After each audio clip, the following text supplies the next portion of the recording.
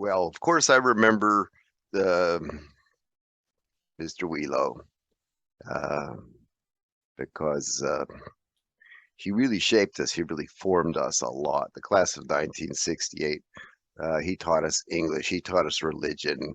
He taught us Latin, and he gave himself drama, the literary magazine. He founded it. Walter Wheelo was an amazing force for good. He led the Sodality of Mary, and that had a good effect on me too. I was the Madonna yearbook photographer, so I'd be on the sidelines uh, taking action photos. In 4 years at Madonna, I only missed one football game. It was an away game. No, actually, I was away. We were having the Sodality State Convention in Charleston, and that was the only game I missed. Very active in Boy Scouts. I spent 2 summers at Fort Steuben Scout Reservation, also known as Camp Clendening, on the summer camp staff, and yeah, those are great memories too. Actually entered Michigan State University as a mathematics major. After a couple of years, I couldn't see what my career possibilities were. Um, I could be a teacher, or I could be a teacher, or I could be a teacher. And I was like, I want to be a teacher, but maybe I won't like it.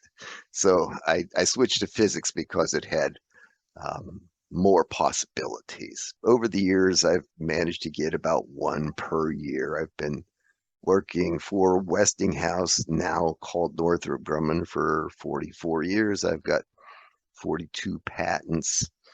In the visitors lobby, they had on the walls the names of people who had gotten patents. If you got 5 patents, you were in the 5 to 10 category, and your name was up there. But when you got more patents, eventually your picture got up there.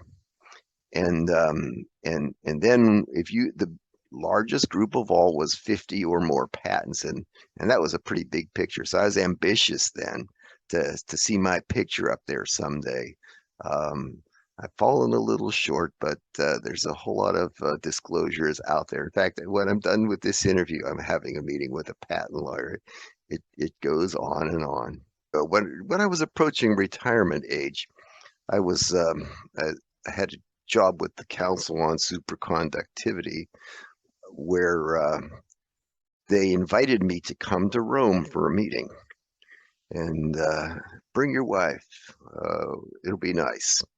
So I took my wife, and we flew to Rome, and then we rode the train out about 60 miles north into Tuscany, where we were in the Contessa's villa, this walled city on top of a hill.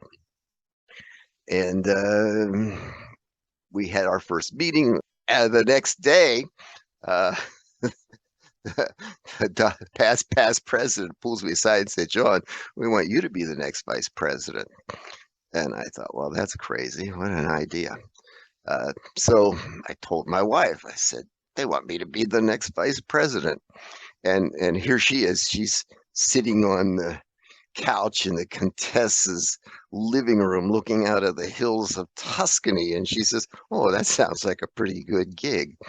So, so I accepted. And now, after 4 years as vice president, I'm the president, and my retirement is delayed. I'm going into overtime. I think the class of 68 bonded a lot more than some other classes.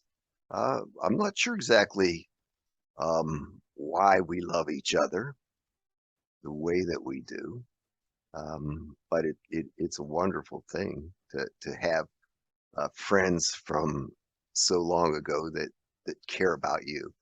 Um, there are few things in life that give a man more satisfaction than to win the respect of those that he holds in high regard. And for me, that is my beloved Madonna High School, the people who supported it all these years. and especially my own class of 1968. They mean a lot to me, and I'm glad they cared enough about me to nominate me for this Hall of Fame.